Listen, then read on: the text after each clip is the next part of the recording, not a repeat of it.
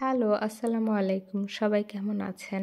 তো আজকে আমি দেখাবো গত ১ সপ্তাহে নর্ডিক কান্ট্রি ফিনল্যান্ডের যে একটা বিশাল পরিবর্তন আবহাওয়ার সেই জিনিসটা। এই ফুটেজটা হলো গত প্রায় ৩ দিন আগের। তো দেখেন ৩ দিন আগেও এখানে কোনো ধরনের স্নোফলের কোনো আভাস নেই। বৃষ্টিও হয়েছে একটু হালকা। এটা আমার বাসার পাশের বিল্ডিং। এখানে ফ্যামিলি বাসা সবগুলো। তো এখানে বেবিরা খেলাধুলা করে, যদিও এখন নাই বেবিরা, কিন্তু বিকালে প্রায়ই বাচ্চারা এখানে খেলাধুলা করে। আর এটা আমার বাসার সামনের মাঠ। তো দেখেন মাঠে এখনো সবুজ ঘাস, যথেষ্ট সবুজ ঘাসগুলো। যদিও উইন্টারের শুরুতেই দেখা যায় যে গাছের পাতা ঝরে যায়, সো গাছে পাতা নাই, কিন্তু মাঠের ঘাসগুলো কিন্তু এখনো খুবই সবুজ। আর এই যে মানুষজন হাঁটছে তাদের পেট নিয়ে। তো এই যে যখন অবস্থা, রাস্তাঘাট এত সুন্দর, এই মানে মানুষজন এত আরামে যাতায়াত করতেছে, বিকালে মানুষ হাঁটতে বের হয়, সকালে মানুষ হাঁটতে বের হয়, এবং রাস্তায় প্রচুর যানবাহন যে যার মতো চলতেছে নিয়মতান্ত্রিকভাবে। রাস্তাগুলোও খুব সুন্দর ক্লিন হয়ে আছে।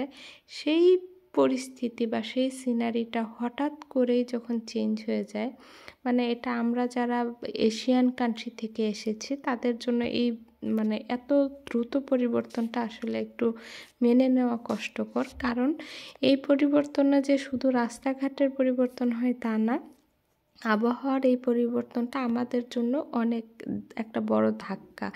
কারণ আমরা এই ধরনের ওয়েদারে অভ্যস্ত না। হঠাৎ করেই দেখা গেল গত পরশুদিন রাত থেকে স্নোফল, এবং এটা হলো গতকালকের সিনারি। গতকালকে এরকম প্রচুর স্নোফল শুরু হয়ে গেছে। এটা আমার বাসার রুমের জানালা থেকে তোলা সিনারি। তো এইখানে দেখেন এখন মানে শুরু হওয়াতেই এই অবস্থা, জায়গায় জায়গায় সাদা হয়ে গেছে। যদিও গাছপালা ওইভাবে সাদা হয় নাই, বাট রাস্তাঘাটে জায়গায় জায়গায় সাদা হয়ে গেছে। এরপরে আজকে সকালে দেখি যে একদম সব কিছুই সাদা। গাড়ির মানে রাস্তার পাশে কিছু গাড়ি রাখা ছিল, সব সাদা হয়ে গেছে। এবং এই যে বাসাগুলো আছে, বাসার সামনে আস্তরণ পড়ে গেছে, বরফের আস্তরণ পড়ে গেছে।